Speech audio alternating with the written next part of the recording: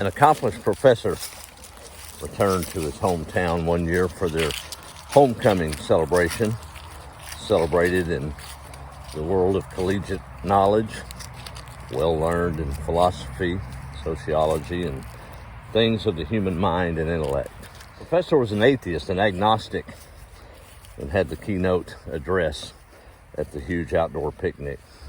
As he took the podium at the stage, he began to pontificate for 2.5 hours about the falsehood of the resurrection of Jesus.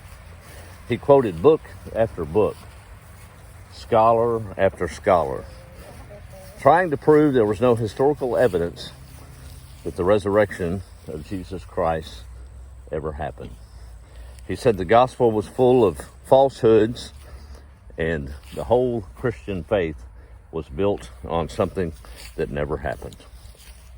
As he wrapped up his speech, he looked across the crowd who had grown silent, but there was a bit of a murmuring among them. He asked, was there any questions? The crowd murmuring swelled somewhat. As they waited for what seemed like an eternity, an old man in the back, local preacher, been there all his life, stood up quietly and said, "Sir, I have a question." He reached into his brown paper lunch bag that he had brought, pulled out a half-eaten apple, a few bites left on it.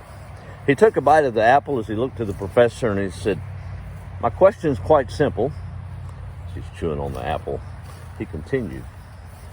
He said, "I've not read all the books you have," couldn't quote them. He said, "I haven't seen the works of the philosophers you behold to. I can't quote the works of Niebuhr or Heidegger. I can't even recite the scripture in the original Greek or Aramaic." He continued, eating his apple. He said, "My question to you, sir," as he ate the last bite of the apple, he held the core up. He said, "Answer me. Was this apple I just consumed sweet or was it tart?" The professor kind of scoffed and smirked and looked at the old man. He said, "Well, I can't possibly know that, sir. I haven't even tasted your apple." From behind a weathered face, wrinkled eyes, a certain hope, a light shone out from the gray-haired old man. He dropped the core of the apple back into his brown paper lunch sack. He looked at with all the determination that would come from someone that had spent a lifetime with the master. He simply smiled and said, "Sir, neither have you tasted Jesus." And with that, the crowd erupted. I think sometimes in this world of human intellect and advance in science, sometimes it can be detrimental. We question things.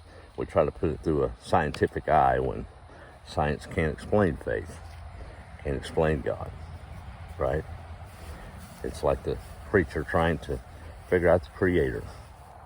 So in this modern world of intellect and human knowledge, science and philosophy, sometimes we might get disheartened at those that jeer at our faith. Take heart and remember, they haven't tasted to see that the Lord is good. Keep the faith. Let your light shine. It shines much brighter in a world growing dark.